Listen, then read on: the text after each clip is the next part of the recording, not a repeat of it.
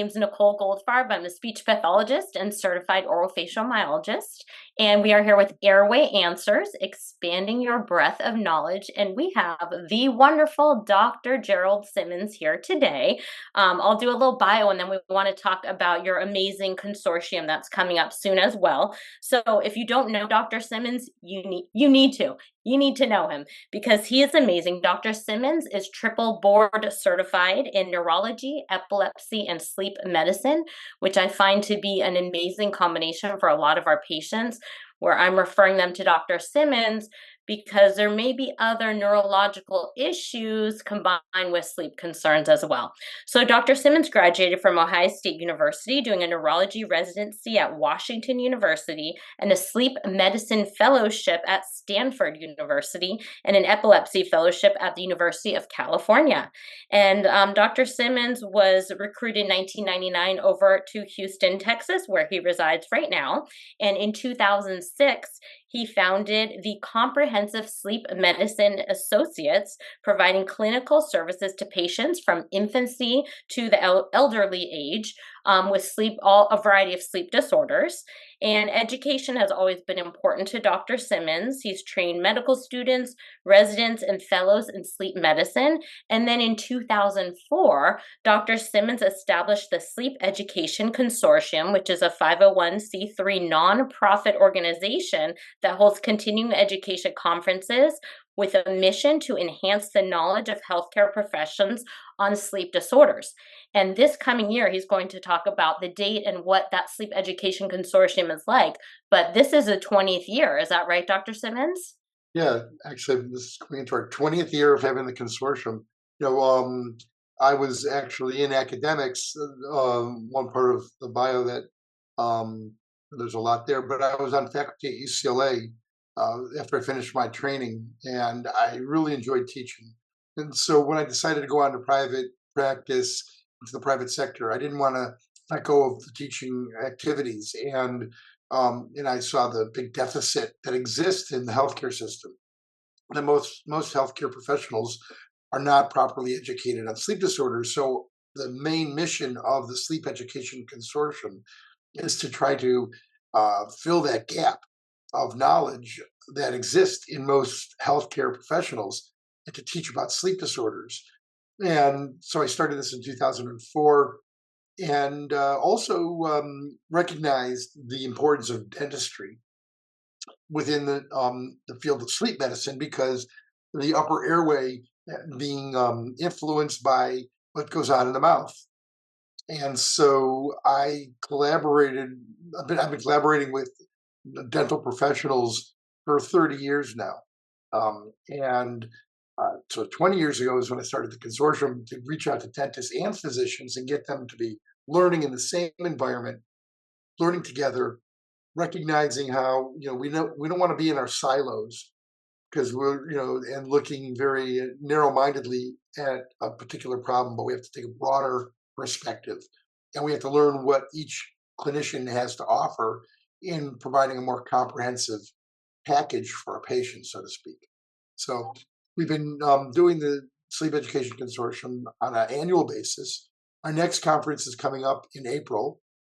It's going to be April 4th, 5th, and 6th for the dental professionals. It's going to be in Houston. On the 4th is only going to be for dental professionals and myofunctional therapists, hygienists, dentists. And the afternoon section is going to be hands-on, where everybody is going to be rotating to different stations, working with dental appliances, learning how to do the exam, the oral exam, learning how to take a registration bite, and just learning various aspects with hands-on activities. And then on the 5th and 6th, it's going to be lectures with both dentists and physicians in the same lecture room, and there'll be many topics covered.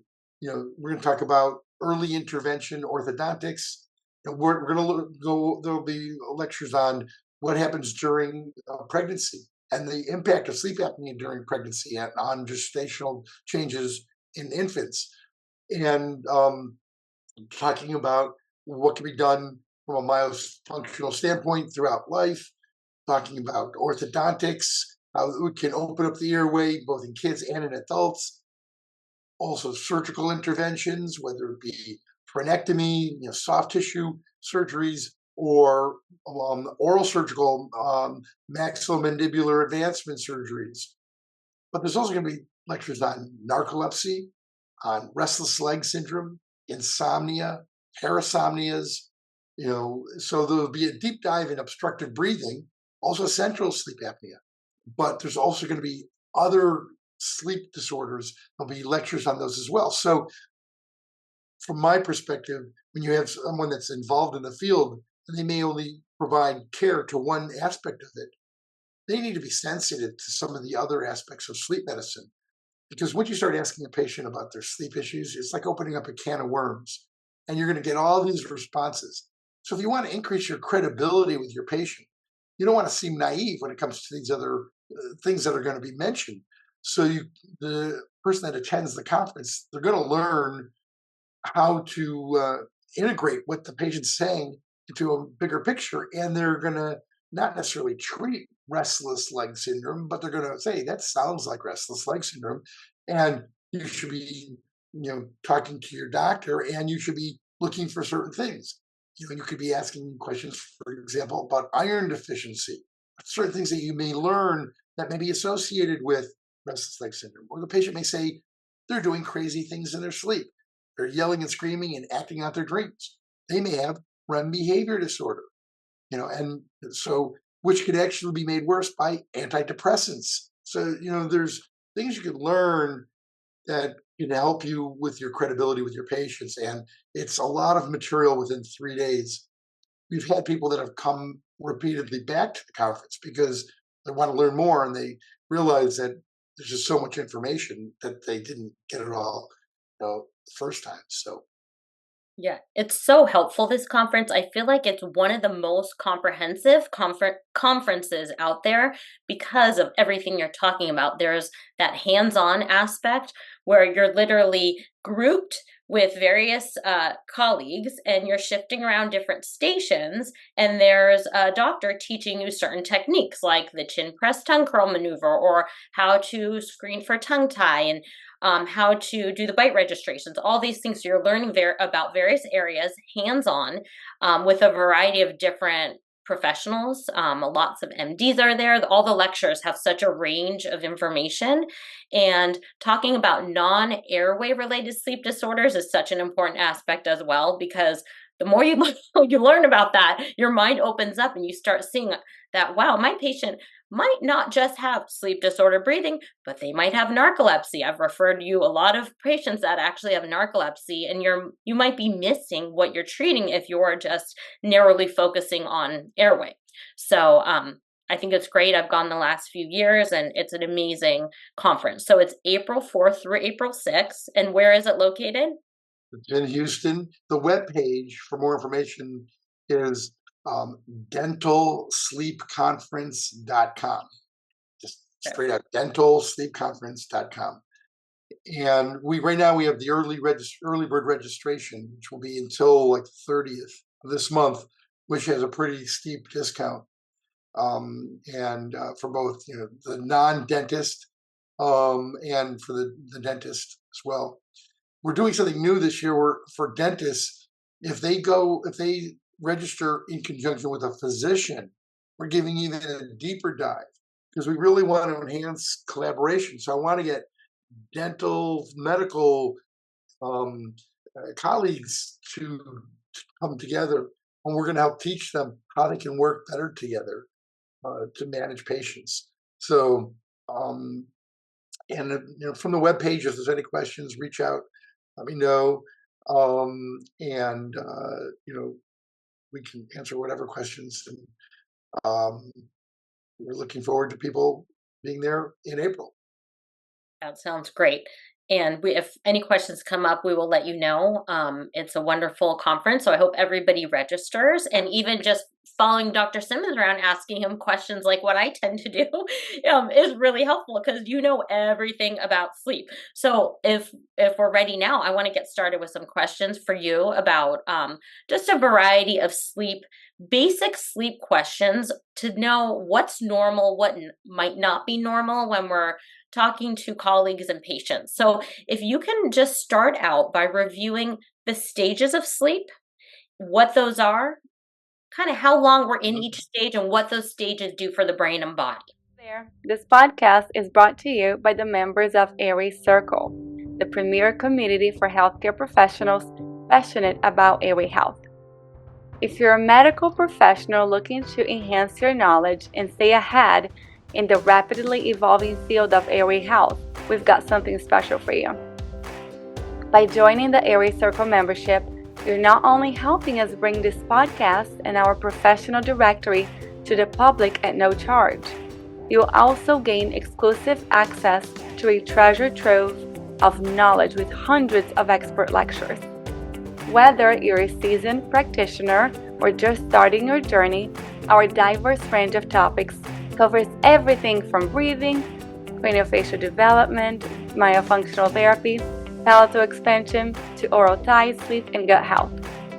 We would like to extend our gratitude to a few of our loyal listeners who share Airway Circle with their colleagues. To claim a free month of Airway Circle membership, visit www.airwaycircle.com and use the code AirwayAnswers. But don't delay, because this offer is limited to 5 lucky individuals every month. And that's not all. As a member, you become part of a vibrant community of like-minded professionals, have the opportunity to learn from experts, participate in live Q&A sessions, and engage in discussions that will deepen your understanding of airway health. So don't miss out. Join Airway Circle membership today and come grow with us. Airway Circle, where knowledge meets community. Just real brief. So there are different stages of sleep, as you pointed out, and the two big categories are REM and non-REM. REM stands for rapid eye movement. Non-REM is further broken down into 3 other stages, 1, 2, and 3. So when you fall off to sleep, you'll start off in stage 1, and then you'll evolve to stage 2, and then to stage 3. And then after about 90 minutes of time, this is under normal circumstances, after about 90 minutes, the person will go into REM sleep. They'll have the rapid eye movements. And the brain is actively hallucinating, and your eyes are moving almost like it's in relationship to what hallucinogenic phenomena is going on, but your body is paralyzed. You're not acting out your dreams. And that goes on for just a few minutes, and then you come right out of it. And then you'll go through back into stage 1 or 2, then stage 3 again, and then 90 minutes later, you'll go into REM again. But the next time you go into REM, it will be a little bit longer. And when you look at the amount of time that the person spent in stage 3, which we also call slow wave sleep, it's getting shorter. So as the night evolves, and you go through each of these cycles, we call it a sleep cycle, which is about 90 minutes. With each sleep cycle, slow wave sleep becomes shorter and shorter, and REM sleep becomes longer and longer. So by the end of the night, a person really is not having any more slow wave sleep, and they're having these much longer periods of REM. So if you look at a normal situation, people should be sleeping about 7.5 to 8 hours of sleep. You look at what percentage are you in those different stages of sleep. So figure REM sleep should be about 20 to 25% of the night. Okay, sometimes it'd be as low as 15. And slow wave sleep is pretty much about the same, right? 20, 25, sometimes as low as 15. When you start getting into much lower amounts of slow wave sleep, then that can have a significant impact on how your body is restoring itself. So your next question is, what are the significant features of each stage of sleep? Slow wave sleep is really when your growth hormone is secreted at its highest level, and it's more or less restoration of your body. So a somatic restoration. And your pain threshold is influenced by your slow wave sleep. So if you don't get enough slow wave sleep, or if your slow wave sleep is very fragmented, then your pain threshold may become much lower, and pain signals that are coming into your body that may otherwise get filtered by your brain may not get filtered, and they're going to reach all the way out to your cortex. And so you're going to feel pain in situations that maybe you otherwise wouldn't when you're sleep deprived and you haven't had enough slow wave sleep. So making some clinical relevance out of that, patients that have fibromyalgia, typically they have abnormal slow wave sleep. And it's actually thought that maybe it's the slow wave sleep that leads to this condition, because by not getting proper slow wave sleep night after night, year after year, pain threshold is very low. So these signals that should otherwise be filtered out by the brain aren't getting filtered, and they're experienced as pain. So, I mean, I can keep going and talk about different Yeah. relevances. I think that's a big important part right there. Yes. So that's what I've heard, and I've heard you lecture on that before. That fibromyalgia, is fibromyalgia typically a sleep disorder? Can we conclude that? Well, when you say a sleep disorder, it's not, I mean, it's a somatic disorder. Person's feeling pain disorder. So is its origin from a sleep disturbance? And I would say in most cases, yes. I won't say it's in all cases, but in my mind, fibromyalgia is suggesting a sleep disorder until proven otherwise. So it wouldn't be a unique. So it would be an underlying sleep disorder that's leading to the fragmentation of slow wave sleep that then leads to fibromyalgia symptoms. Okay. And the origin, that sleep disorder of lack or decreased slow wave sleep could be due to airway reasons or other reasons. It doesn't have to be Correct. airway. Okay. Right. That's interesting. And I feel like so many practitioners aren't aware of that. People might think fibromyalgia is just something wrong with the person. We don't know what's wrong. I feel like a lot of MDs and physical therapists should be aware of this potential sleep um, origin of this problem. So that's interesting. What if somebody is aroused from a stage of sleep due to a breathing disorder, and it's just maybe a short arousal, like gasping for air or, an apnea moment? Do they go back into the same stage of sleep they were in, or does the cycle start over again? Well, I wouldn't say that the cycle starts over again, but they may not. There's nothing that is reproducibly present in that scenario. Meaning, so if you're going to be, let's say you're in stage 2 sleep and you have an apnea and you have a brief arousal, you may go back into stage 1 sleep and then transition to stage 2 sleep, or you may go right back into stage 2 sleep. It can happen either way. Question is, would you come right out of it and go into REM? Um, if that were to happen, the reality is probably that you were already trending towards REM. And when you look at the muscle tone, you see it's starting to drop out. So, and you look at the EG, you might be starting to change more towards REM, because it doesn't always happen just as a switch. It usually happens in sort of a transition, and then boom, it's clear cut REM. So let's say the person's transitioning. That might be while they're having more obstructive breathing because of that muscle paralysis phenomena. So the upper airway is becoming more hypotonic. The person starts having an apnea, and boom, they get pulled out of it. They have an arousal, and then right after the arousal, they go back to sleep. And at that point, maybe they're going to go right into REM, which they were already headed to, but maybe classically by this sleep scoring criteria, it wasn't scored yet as REM. So Mhm. there's really, you could go any of the different directions. If that It's answers not your question. predictable. Right. Interesting. Okay. And then was there 5 stages of sleep and they eliminated one stage, or combined? Yeah. So stage 3 was so slow wave sleep. We call it slow wave sleep or delta sleep. Used to be stages 3 and 4. and now it's just stage 3. They've taken 3 and 4, consolidated it into just one stage, which they call stage 3, or N3 for non-REM 3. The differences between those, your sleep is tabulated in 30-second epochs. So during any one 30-second, if there used to be that if there was anywhere from 20% of that 30 seconds had delta waves or slow waves, waves that are like 2 hertz or slower with 75 microvolts peak to peak. If 20% to 50% of that epoch consisted of slow waves, it was considered stage 3. And if it was more than 50%, they called it stage 4. But now they just consolidated the both of those and put it all as stage 3. Okay. Okay. And then what about sleep debt? So is that recoverable? If you don't sleep enough over the weekend or maybe during the weekdays and then you try to sleep in extra on the weekends, how does that work? So when you think of debt, you're thinking of something absolute, like this is how much debt I'm in, right?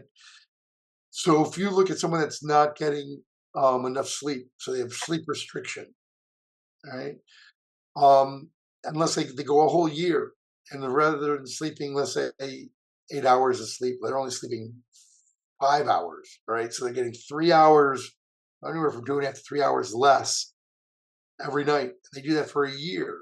Obviously, it's going to have its negative consequences. They're not going to have to make up hour for hour every hour that they lost. So when they first go, now let's say that time is over and then now they're ready to sleep. They can sleep as long as they want because they're no longer under the circumstances that prevented them from having enough sleep.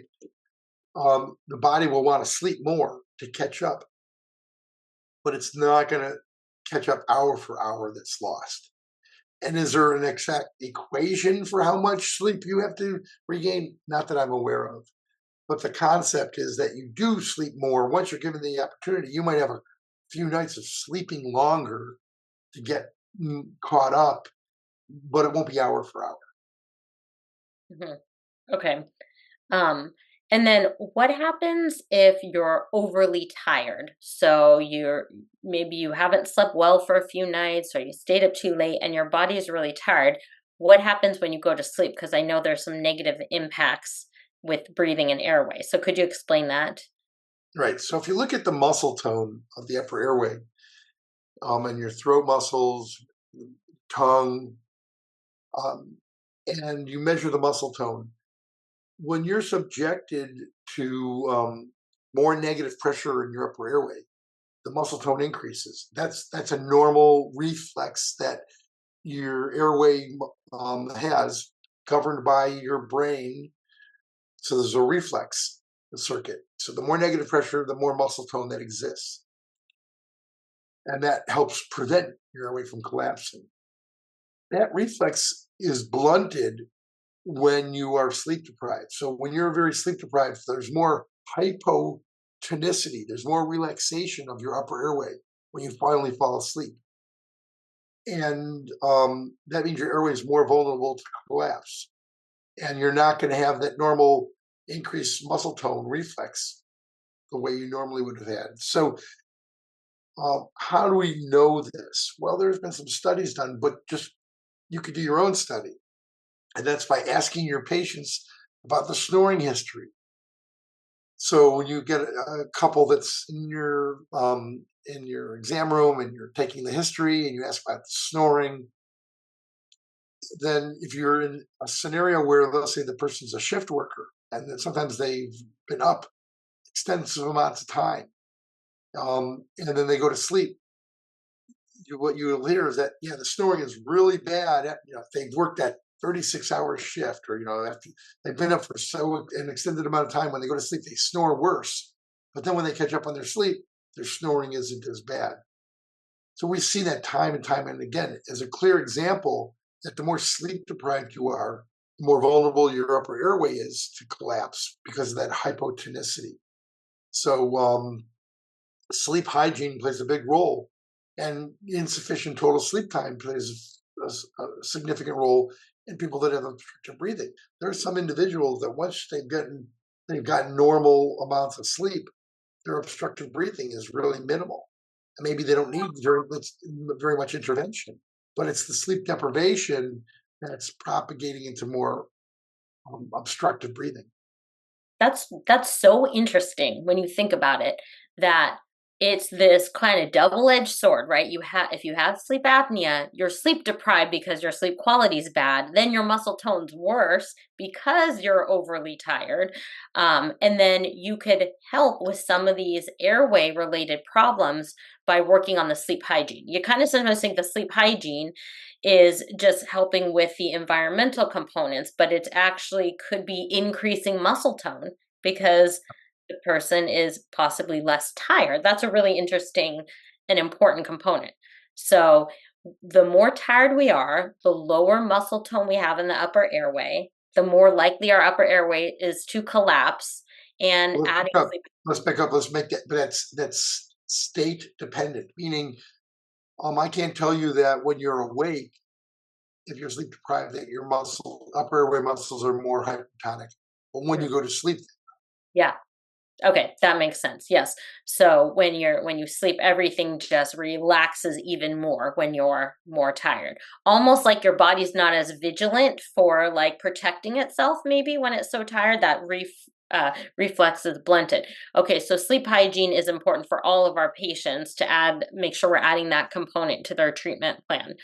I want to talk about parasomnias because sometimes it's confusing to know what's normal, what happens at certain ages that's normal, and what's the sign of a problem. So, parasomnia such as sleep talking, sleepwalking, nightmares, night terrors, and even nighttime urination, so bedwetting, or even an adult having to get up to urinate. And I know we're gonna have to break these kind of one at a time, but when is that normal? When is it not? So maybe if we could talk about sleep talking first. Um, what age is that normal? well, okay. So, sleep talking, it's become so common that they've actually taken that out of being considered a parasomnia if that's the only thing that's occurring. I'm comfortable just disregarding it. Now, maybe you could say that in and of itself may not constitute a parasomnia, but it is a sign of disruption that someone starts talking in their sleep. Hmm. Um, so, in some of the definitions, based on the most recent ones, are saying that, well, you can't say someone has a parasomnia if all they do is just mumble a little bit in their sleep. Because then it's like if they're going to talk, well, how much talking is significant? It gets to be, splitting hairs. I think it's something worth noting. It's a sign that there's disruption.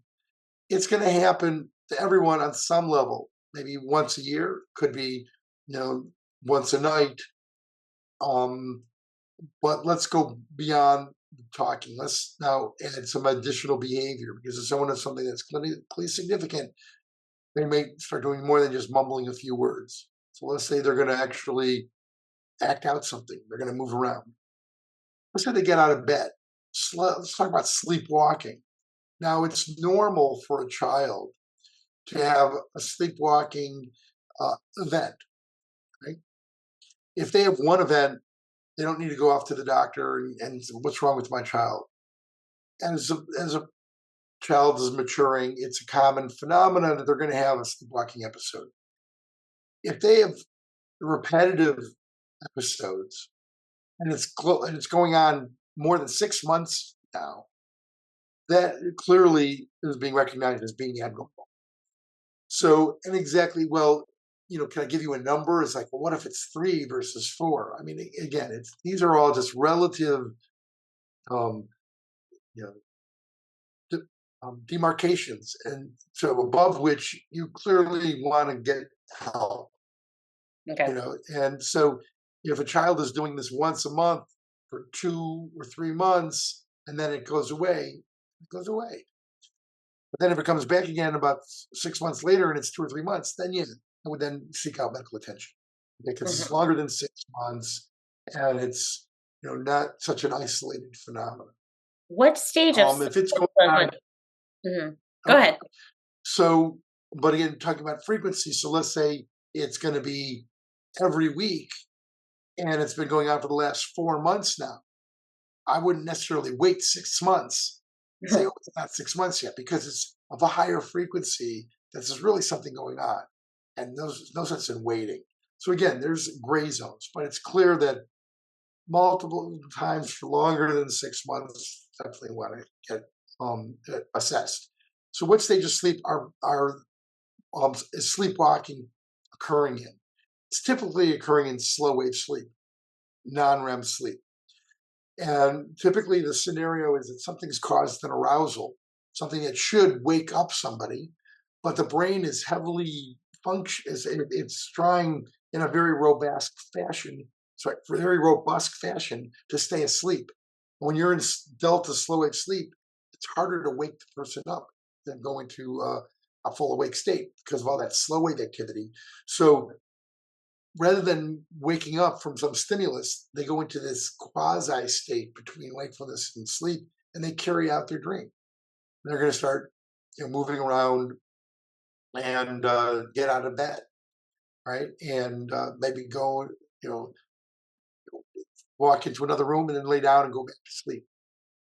Or they can start having night terrors, start yelling and screaming, right? And you're trying to console the child, you just can't. And then they lay down after a while and they go back to sleep. Usually this is occurring in slow wave sleep. Okay. And night terrors are slow wave sleep. If someone's sleep talking, could that be any stage sleep? Yeah. So again, when you're in REM sleep, you're actively dreaming, but you don't carry out your dreams because of all the because of the muscle paralysis that we talked about earlier is occurring. So someone can be talking in REM sleep, but in non-REM sleep, they could also utter things. One thing that might help you distinguish it would be that if there's more content in what's being said, and it's somewhat logical, more likely it's going to be in REM sleep. For non-REM, it may just be some gibberish that makes no sense whatsoever. Okay. It's not always the case, but that's one way of differentiating it. The other would be what time it occurs. So remember, I mentioned earlier that slow wave sleep is more towards the beginning of the night, and REM is more towards the end of the night. So if this phenomenon is occurring in the beginning part of the night, especially within the first hour of sleep, chances are it's non-REM. Where if it's primarily towards the end of the night, there's a higher chance that it's during REM. And that's kind of where you might start thinking a REM behavior disorder because it's more frequent at that. Right. And so REM behavior disorder is something you're not going to see really in children. I mean, it can occur, but it's very rare. It's something you're typically going to see more in older individuals. And it can occur even in conjunction with other kinds of neurologic conditions, such as Parkinson's disease. But it doesn't mean that everyone that has REM behavior disorders can have Parkinson's disease. But in many patients with Parkinson's disease, they started having REM behavior disorder years before they had the rest of their underlying movement symptoms. And so, but again, REM behavior disorder typically occurs more, later on in life. Okay. And then the night terrors, is that usually a sign there's a problem? So there's some arousal pulling the child out of their sleep. And again, similar concept with the sleepwalking. If it occurs frequently over a 6-month period, it's a concern. Well, yes. And when it occurs repetitively, then you have to think, oh, geez, what could be causing it? And a lot of times it could be from a traumatic event. Part of post-traumatic stress disorder can be night terrors. So I guess what's important to distinguish is a nightmare from a night terror. Nightmare is a bad dream. And the person's not moving around. They're actively dreaming, and it's something that's terrifying to them. They'll wake up, they'll remember it, but they weren't acting it out. If they were acting it out, then that would be more of a REM behavior disorder, which can occur as part of a nightmare. Okay, a night terror is a non-REM sleep, and the person is going to have a high sympathetic output. They're going to wake up. They're going to act like they're maybe awake. But you're going to be yelling and screaming, but they're not really awake. If you measure their brainwave activity, frequently they're in slow wave sleep. And a And nightmare is in REM sleep usually because you're correct, dreaming, but the night terror is in slow wave sleep. So that deep sleep where they're really hard to wake up, but something causes the body to wake up, but not so much the brain. right. Okay. So, and not everything is so nicely packaged into that categorization, and there's overlapped parasomnia conditions where is it really REM versus not REM? But in the classic sense, a night terror is going to be in non-REM sleep, Yeah. but it could be a sign of having a traumatic event, whether it be abuse. So if it's in a child, and we look for obstructive breathing as a cause. We look for Yeah. periodic leg movements of sleep as a cause. If we can't find anything physiologic that's triggering these spells, at that point, we've done a job looking for physiological causes. Now we have to look at psychological causes. You don't want to start off by thinking about psychological causes. That's Right. sort of a dangerous pathway to go down because once you bring this up, the family starts to, right away get real suspicious and they're trying to, think of, who's could be abusing my child. And but you don't want to neglect bringing this up as a possibility. So once we've looked for the physiologic causes, can't find any, then it's important to have a real important discussion with the parent. There's a possibility of some kind of a traumatic event that has occurred, and maybe there's even abuse. So And adults can have night terrors also? yeah, Okay. That's interesting. So when you're talking about potential causes, my younger son, when he was little, and I forgot what age, but he started getting a bunch of night terrors, and it's scary when that happens because they're like an alien or something. They're like wake up and they don't know they're awake. You can't calm them. It's like you just have to almost be there to let it pass, and they don't remember it the next day. And later I found out his adenoids were so enlarged that, and he was a mouth breather, he wasn't breathing well at all. So after his adenoidectomy, that went away completely, the night terrors. And they were recurring. And nobody ever like mentioned, oh, he might not be breathing well. And that's why. I just didn't know what, and this was a long time ago. I didn't know what was wrong with him. But it was like, we'd walk him downstairs and he'd just be frantically screaming, like screaming and crying, and you could not console him. And it was like he had utter fear on his face. And then he'd just go back to sleep after a few minutes. And as a parent, it's pretty freaky to witness that. But it was clearly due to obstructed breathing. So it's important to note these could be signs of airway problems. right. But no one. Well, let me ask you: did you bring it to the attention of your pediatrician? I probably did. I don't remember, but I probably did. I don't know if I thought, oh, maybe, it's normal. Some kids just have this as they're growing, getting, through stages. But Mhm. clearly, if it's recurring, it's not normal and we need to investigate. And then I'm glad it did. So it went away after the tonsillectomy, which clearly is a great demonstration of the relationship between obstructive breathing and those abnormal behaviors during sleep. Yeah. And now it brings up for me, looking back on my childhood, I would get night terrors frequently and they couldn't wake me. But I remember once my brother was babysitting for me. My parents went out to dinner or whatever, and I had a night terror and he poured water on my head to wake me up. And I woke up. And I remember waking up in the middle of that, being like, what's going on? And I remember it's like almost traumatic to remember because I remember it's very scary. Like you're in fear. And I had like sleep breathing issues as a kid. We didn't know about at the time, but also looking back on history for some of our adult patients, did they talk a lot in their sleep? Did they have night terrors? And I have a lot of patients who are adults that fill out my patient questionnaire as a new patient, and a lot of them check the box sleep talking. So I'm always wondering, as an adult, how normal is that? How common? Um, what would you say for an adult for the sleep talking aspect? It's Well, like I said, to me, it's a red flag okay. that there's something preventing sleep, and Okay. um, and it's worth looking into. But frequently, in most clinical scenarios where it requires some intervention, there'll be something just beyond just the talking.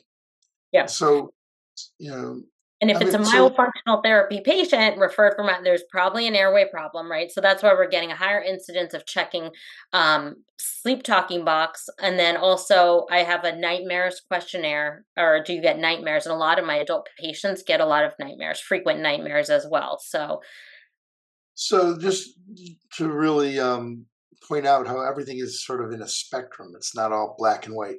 So let's say you have a patient that has a real mild degree of obstructive breathing during sleep, uh, not on a nightly basis, but on an occasional basis. They have no daytime sleepiness, no daytime symptoms. They function well at a high level during the day. If they sit and they can sit in a lecture, they can read for long periods of time. So there's no dysfunction of daytime performance. They don't have hypertension. They don't have sleep bruxism. They don't, but they have a little bit of obstructive breathing. They snore a little bit, but there's no other clinical manifestation.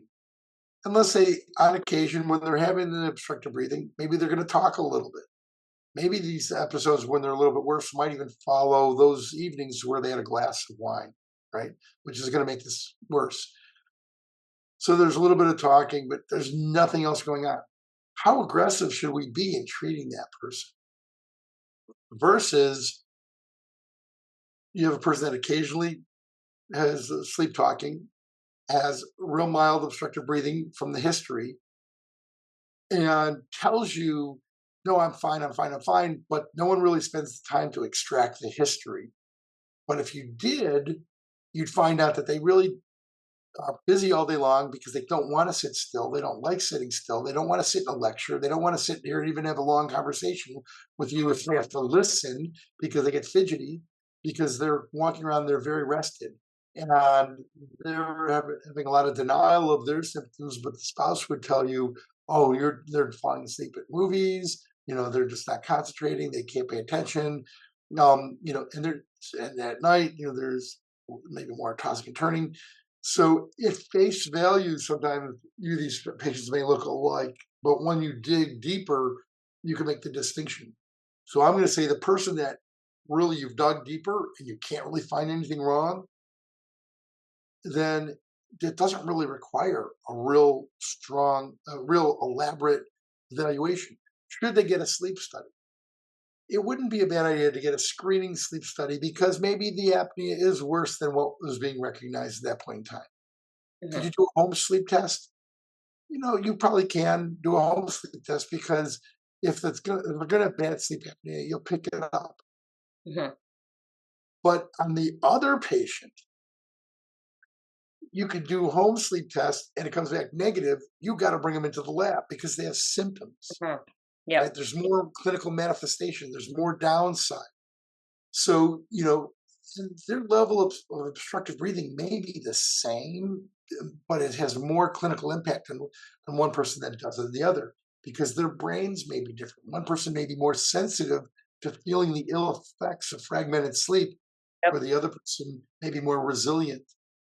So not everyone, everyone just likes to follow these exact numbers and do things. You got to take the whole picture into Yeah. consideration. And that's important what you said for home sleep testing. It's home sleep apnea testing. And you always exemplify that because it's only picking up on apneas. And if a patient has clinical symptoms and their home sleep apnea test comes back fine, they have to go to a sleep lab for an in lab sleep study. And I don't think all doctors are aware of this. Well, I know all doctors aren't aware of this because I've had so many patients who are symptomatic, snoring so loud. The first thing that the MD does is a take home sleep study. Maybe that's what insurance requires first, and it comes back fine or maybe mild, and then they don't do anything. And it's like, wait, there's a problem, but I don't think a lot of people know the next step is you have to go in lab. Totally, 100%. The home sleep study becomes a dangerous tool when it's being utilized by people that don't understand what they're utilizing. Yeah. When they don't understand the limitations. It's not a screening test. Now, you could say, I'm screening for severe sleep apnea, or more specifically, I'm screening for severe apnea that's associated with significant desaturation in oxygen. And if you've got someone that's asymptomatic and no other problems, no comorbidities, yeah, then you could use it to screen for that bad condition. But that's the rare scenario. That's the exception. The rule is someone's claiming to have symptoms, or you suspect that they have sleep apnea because of some other comorbidity. At that point, the home study is not a screener. You're using it to establish the diagnosis. It's like getting a CAT scan without contrast to try to rule out something going on within the brain. If it comes back negative, it doesn't mean you've ruled it out. You ruled out something really bad, but you haven't eliminated the possibility. Mm-hmm. So in this scenario of the scan, you're going to then do an MRI, maybe with and without contrast. So take a deeper dive before Yeah. you can say for sure there's nothing. Yeah. Does everyone get that kind of scan? No. But when you're clinically suspicious of something, yes. Same thing with the sleep testing. You get somebody Yeah. that's clinical symptoms. If you could diagnose this as simple as a home study, great. But if you don't make the diagnosis, they need to come into the lab. And then you have to make sure that the lab is using the most updated scoring criteria. Because a Mm-hmm. lot of labs, even if they're accredited, they still only be using the criteria where there's a 4% desaturation to tabulate the hypopneas. That's a deficient sleep center. Right. Right. Question about bedwetting. What age is that normal, and should that no longer occur? All right. Well, again, it's a gradient. Everyone matures at a different age. But by the time the child was, let's say, 4 or 5 years old, and they're still having bedwetting, you got to be concerned. And clearly, obstructive breathing has been associated with nocturnal enuresis. But other conditions, such as nocturnal seizures, can also result in bedwetting. So, but let's say bedwetting plus, right? So let's say you have bedwetting plus snoring in a child. Then there's a good chance that the bedwetting may be related to the snoring because maybe it is due to obstructive breathing. Let's say bedwetting and a lot of tossing and turning. The sheets are all kicked up, so there's obviously a lot of activity at night. Or bedwetting with poor concentration during the day, or the irritable child. So bedwetting becomes at that point just one other red flag, one other sign that sleep is fragmented and something's going on abnormally during sleep. So once we treat, if a child has obstructive breathing and then we treat it, then the bedwetting will improve or resolve. Mm-hmm. So Okay. giving an exact age, it again, everyone matures a little bit differently. Mm-hmm. I'd say by 4, if child's older than 4 or 5 years old, you don't want them to be, especially not on a regular basis. If they did it once, so they haven't bedwet at 3, they stop having enuresis in the bed, and then a year later they have an episode. Wouldn't make a big deal out of it from one episode, but if it's recurring, then yes. Right. And also getting up in the night to urinate is also a red flag. I think some people just think in a child bedwetting is a problem, but my teenager wakes up throughout the night, to go to use the bathroom. You think people might think that's fine because they're not wetting the bed, but technically we should not be waking up at all throughout the night to urinate at any age beyond when in childhood when you are then sleep trained. Is that correct? Yeah, so there are some people that have just genetically, they have a smaller bladder and their holding capacity is smaller. That's the exception, not the rule. And a urologist would do their evaluation and come to that determination. Clearly, as an adult male gets older and if the prostate becomes enlarged, that could also result in frequent urination. But what is known is that when you have obstructive breathing, you're working hard to breathe, you've got more negative pressure in the back of your airway. That negative pressure is also in your chest cavity. So your heart is subjected to that increased negative pressure. And that changes the way the blood flows through the heart. Because of that vacuum, there's more venous return going to the right side of the heart. So the right side of the heart gets distended a little bit. And as a result, it increases atrial natriuretic peptide to be secreted, which causes your kidneys to want to dump fluid. So you can have more urine production at night from obstructive breathing, making you have the urge to get up to go to the bathroom. So I typically try to get understanding of someone's bladder capacity by asking how often do they have to go to urinate during the day? How long can they go between bathroom breaks during the day? And I would expect at night it's going to be at least that long, if not longer. But if it Hmm. becomes short at night, so let's say during the day they go 6 hours, right? But at night they can't go more than two. That to me is telling me something's wrong. If they have more urine production and they got to go to at night, then obstructive breathing is one of the possibilities. Yeah, and I've seen so many cases where you've treated with CPAP and the patient's like, "Oh, well, I don't get up in the night to urinate anymore." Or even a lot of my myofunctional therapy patients don't urinate in the night anymore when they did, or at least it's cut in half. I have a patient who would get up 4 to 5 times a night, and throughout the course of myofunctional therapy, it's now maybe once or twice, which still is probably not normal, but you can see that that's helped with his breathing and sleep quality. So it's just interesting how that's another red flag to be aware of. What about, I want to talk a little bit about bruxism. So when that occurs during sleep, would you say that nearly all nighttime sleep or bruxism is related to an airway problem? Well, I would say the majority Majority. of cases, and a Okay. lot of people would debate me and say I'm wrong, and how do I know? You know, so if someone's bruxing just in their sleep, it's not from stress. The stress is during the day, although it could be from the stress of obstructive breathing. But if someone's waking up in the morning and that's when they have TMJ dysfunction and tightness, but the rest of the day they're fine. You got to wonder what's going on in sleep that's causing this to happen.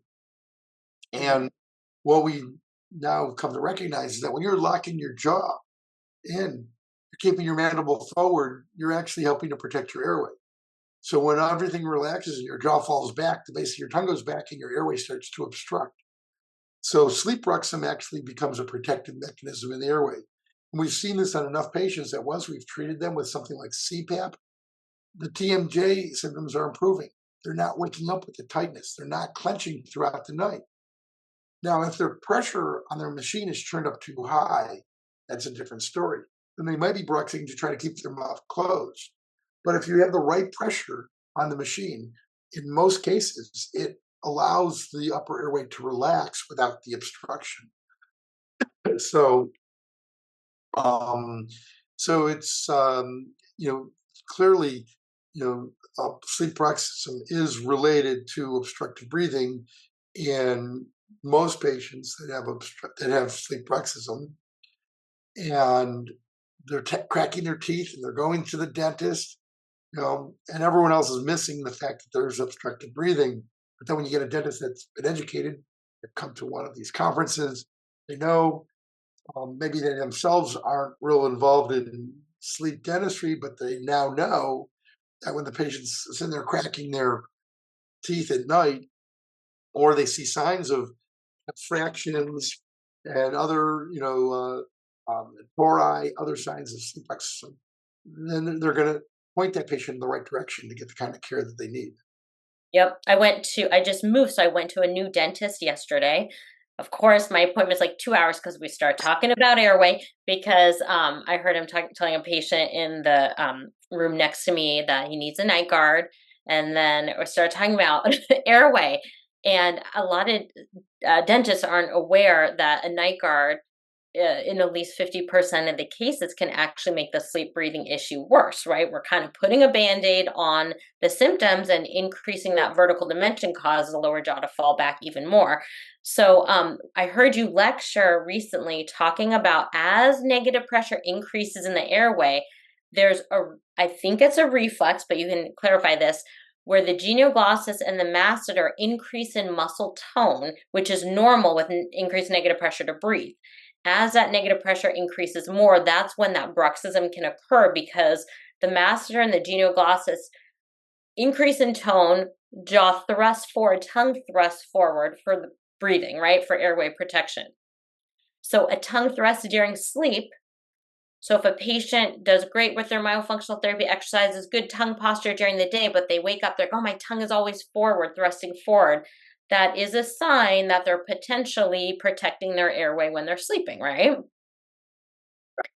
And what Right. is that reflex called where the negative pressure in the Well, muscle? literally, it say the negative pressure reflex uh, circuit. I mean, Okay.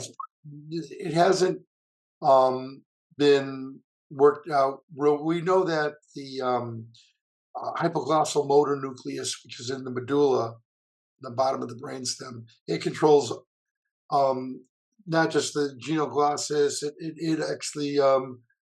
Uh, it actually controls a lot of the upper airway muscle um, tone. Hmm. And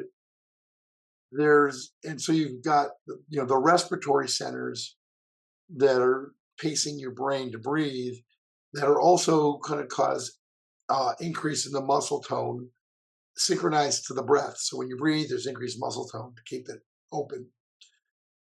Then there's also um, this negative pressure reflex circuit.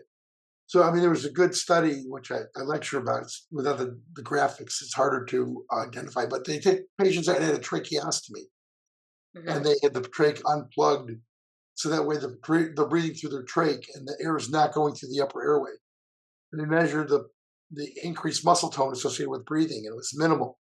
Then they plugged the trach. So now the air had to go rush through the upper airway. And as the air is rushing through the upper airway, it's causing an increased amount of increased amount of muscle activity with each breath. So your upper airway is recognizing that there's flow and there's negative pressure and it's responding to it. That's a great study. That's really interesting. Yep. Um, what about like if someone used to have bruxism and they don't anymore? Do you find that the apnea gets worse because they're no longer protecting their airway? Or on the contrary, patients who brux are going to have less severe sleep apnea because they're protecting their airway.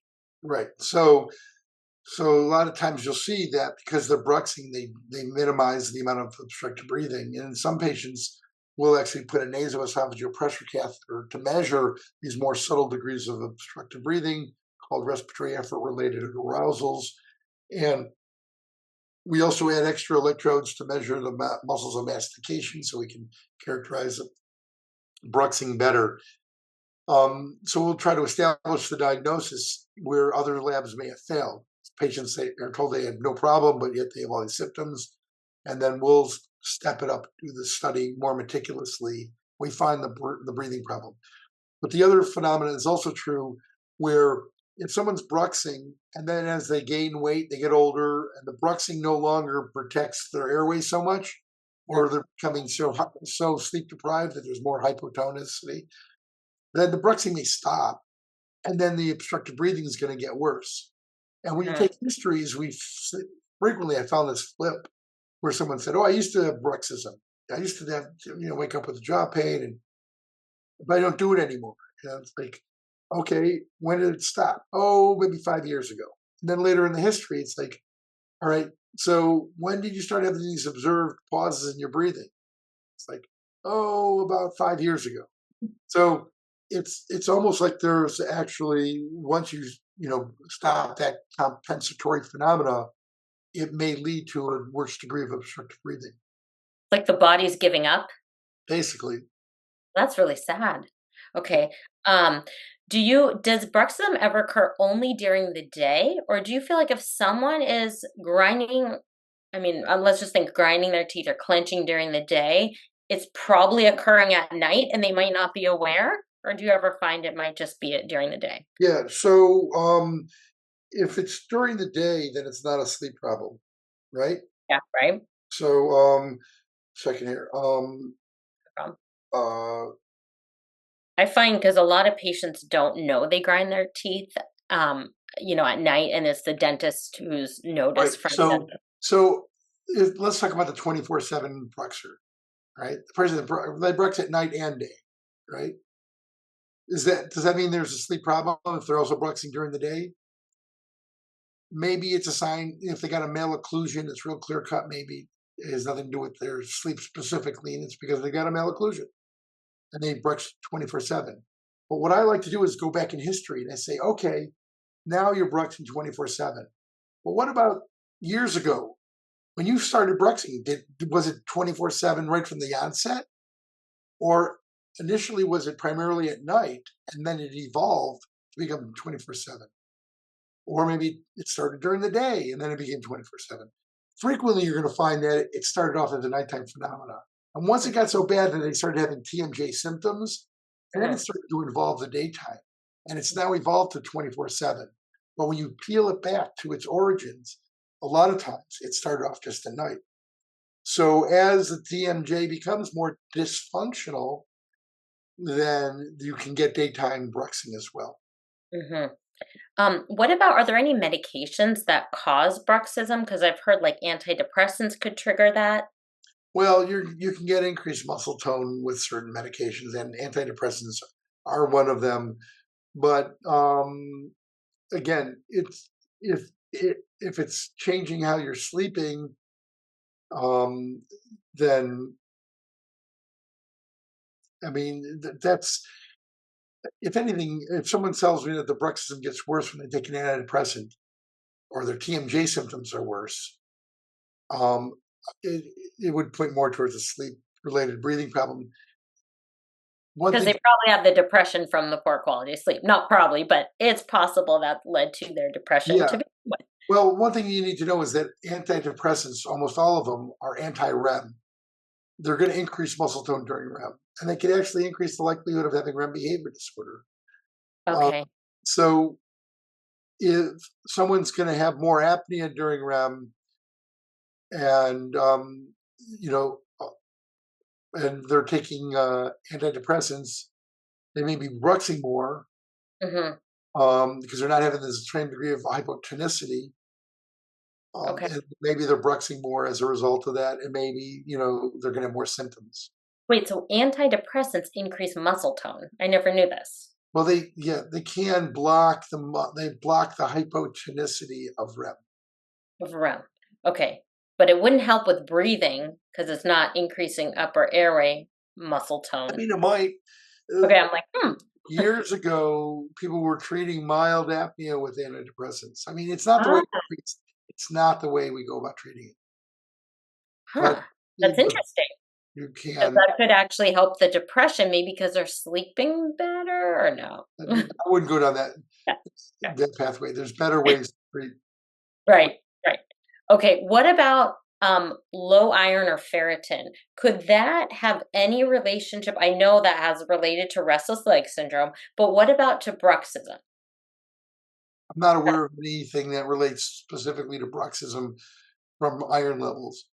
The Okay. only thing I could think of is that if your brain is conditioned to brux whenever it has an arousal, because of the breathing, and if you also have leg movements, the arousals from the leg movements may trigger bruxism. And if you're having more periodic leg movements sleep because of low iron, maybe you're going to more. But it's an indirect. It's not Right. direct. And this is why in lab sleep studies are so important because they're going to be picking up, hopefully, if it's a good physician, they're going to be picking up on leg movements, jaw, muscle movements, things like that. And you can't get this from a take home sleep study. What about to REM? Do some people ever get no REM or like too much REM in their sleep? Does that ever occur? So no one has no REM Okay. on any particular night. They may not, especially the night they come into a sleep lab and they're hooked up to all these probes that it may disturb their sleep and they may not go into REM. Okay, But wait. So it's possible in a sleep study because you're so disrupted, you might not get any REM sleep. right, Okay, it because doesn't I've mean had it doesn't patients who mean say, that "Oh, I get no REM." I'm like, their sleep study shows no REM, and they're all worried. But it just was that particular night because they were uncomfortable. they may have a decreased amount of REM, Hmm? but to have no REM, I don't think anyone has no REM, but it may be Decrease. severely decreased, and it could even be because of certain medications. And then Mhm, when you stop the medication, there could be a REM rebound. So, mhm, um, so there's, uh, there could be, like I said, a decreased amount of REM, but not no REM. In terms of increased REM, only if you're trying to make up for decrease in REM. So if you're REM deprived, let's say from sleep apnea, Then all of a sudden, because your apnea is going to be associated with such bad if your REM is associated with such bad apnea that ends up pulling you out of REM, then you go on to CPAP, you may have what we call a REM rebound. We have long periods of REM, but on a normal basis, people aren't going to have increased REM. There'll be an increased tendency to go into REM, and that's what narcolepsy is. But when you measure how much total REM they get within 24 hours, it's pretty much within the normal range. It just is very fragmented, and there's an increased REM pressure that occurs throughout the day. Okay, couple more questions. I have a question about central apnea because I just heard a lecture that central apnea always co-occurs with sleep apnea. And I'm confused because I heard it's also normal for people to have central apnea as they're falling asleep or after an arousal. And I also heard it's never normal. So could you just explain that? Yeah. So what you're describing it's not correct information. You can have obstructive breathing in association with central apneas. Central apneas, if they're only going to occur a couple times a night, it's not a big deal. But they can occur totally independent of obstructive breathing, completely. Central apnea is when your brain is not giving the signal to your lung muscles to breathe. And your respiratory drive is governed and controlled by your CO2 levels. And so when you fall asleep, your brain allows you to have a higher CO2 level than when you're awake. So when you first fall off to sleep, there's less respiratory drive because your CO2 level hasn't risen up yet. So for the first few seconds, you're not going to be breathing as much, and your CO2 starts to rise. And then once it's risen, then you have an increased respiratory drive again. If someone has an exaggeration of that responsiveness to CO2, they can have what's called a high loop gain. So as they fall asleep, their CO2 level is much lower than what the brain wants it to be, and it rises up. And it could be because the person's hyperventilating a lot during the day and their set point is much lower, and they're implemented to a much lower CO2. So when they fall asleep, there's a bigger difference, bigger delta between their awake and their sleep CO2 levels. So there's going to be this central pause. So that's a sentence. But if that's the only problem, it's not a problem. It occurs. But what happens when you have that central event? Then once breathing starts up again, there's obstruction. And the person's breathing against the obstruction, and the obstruction causes another awakening or another arousal. That arousal can be very short. The person's going to take a few deep breaths. Their CO2 set point changes. Then they go right back to sleep. And again, their CO2 set point is going from this lower level to this higher level, and there's going to be a central pause. So a lot of times people have these mixed apneas. The arousals from the obstruction and the post-arousal central is sort of a normal high loop gain phenomena. And then you see these occur repetitively. Treat the obstruction, it all goes away. I mean, they might have one event right where they go to sleep, but then you're now having got CPAP, and they're gonna not have obstruction, so they don't have another arousal, so they don't have a post-arousal centrals. Okay. So in a child, is that the same thing? Like they might have post-arousal central apneas, and that's normal? Well, yeah. Having the apnea is not having the obstructive apnea. I mean, if all they have is post-arousal centrals as they're falling asleep and there's nothing else wrong, then there's nothing else wrong. or in the middle of the night, let's say they maybe had an obstructive event or something trigger an arousal, and then there's a central in the middle of the night. That's normal for a child to maybe have a few centrals. Right. Okay. Unless they drop their oxygen. Now, hold your breath right now for a second. Hold your breath for 10 seconds. Do you think your saturation level is dropping? No. Okay. So, 10 seconds of decreased breathing in and of itself shouldn't drop your oxygen unless your ventilation perfusion ratios are off and but just holding your breath for 10 seconds shouldn't cause your oxygen to drop, right? So oxygen's not a great, it's not very sensitive to measure obstructive breathing. If it does drop, that's a greater sign that there's a significant problem. And that's central apnea as well. So if a child has central apnea and they're dropping their oxygen every time they're doing it by, let's say, 4 percentage points, 5 percentage points, well, that's significant. Mhm. If it happened once or twice a night, it's not. If it happened, 5 or 6 times an hour, it's definitely significant. Yes. When you see someone sighing in their sleep, child or adult, making a sigh sound, what would you say that might be? Nothing. Okay. If it happens repetitively, Yeah. it's a sign of disrupted sleep. Okay. Some people say it's like a rescue breath or blowing off excess carbon dioxide. Can be. Can be. Okay. So I know we are just about a little bit over an hour. And I'm just gonna, well, one, I want to thank you so much. Like asking the expert, you are amazing. Like there's so much to learn. And I feel like these are all really important things for us to just know and understand and have a taste of for the types of patients we see. If we could do a part two, these are the areas I would ask about is sleep position, talking about that because we have patients who have mild sleep apnea and they call it positional apnea. And I wonder, do we treat those? Do you just say adjust your position? So that's going to be something to talk about. Reflux and sleep disorder breathing is something I want to ask you about. Periodic limb movement and restless leg syndrome. And melatonin, is that safe to give a child? What about adults? And pregnancy and sleep disorder breathing. And then PTSD and sleep disorder breathing. And let me just look at what my other questions. Yeah, and do all patients with suspicion of sleep disorder breathing need a sleep study, or should we just start treatment? What age? So these are my other areas of questions for part two, so everyone can get excited because I feel like it's good information. And let's see what else. Oh, and narcolepsy. I did want to ask a little bit about that and co-occurrence, but I know we don't have time for that today. Renata, you're back.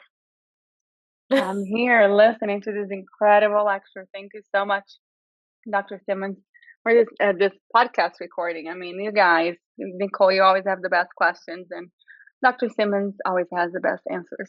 So thank you for doing this. It's incredible. Yeah, thank you Well, so all the things that we cover in the conference, FYI, plus more. Yes. I just posted the link to the conference on Airway Circle under our video. So I hope to see everybody there. I'm coming this year. That'd be great. Great. Yay. Yes, and you go through detail with the visuals at the conference, and it's just so important. Again, with the population we're working with, once you open up that airway can of worms, all these other things are going to come up because it's less often that it's just airway and not other components, right? There's other things going on with a lot of our patients. So it's important we're aware of all of this other information. So thank you so much for educating us. It's probably exhausting for you to go through all my questions. So I really appreciate your time. Yeah, I sort of lost my voice. I don't know if you can tell, but I'm just getting over a cold. So get some tea and honey, get some good sleep. Thank you so much. I hope you get better fast. All right, great. And again, remember, it's dentalsleepconference.com. And for physicians, it's medicalsleepconference.com, which is the 2-day conference, 3 days. Okay. Amazing. Dental professional. Wow. Have a wonderful night, everybody. Thank you so much. Thank you. Thank you. Thank you, everyone. Thanks so much. Take care. Bye.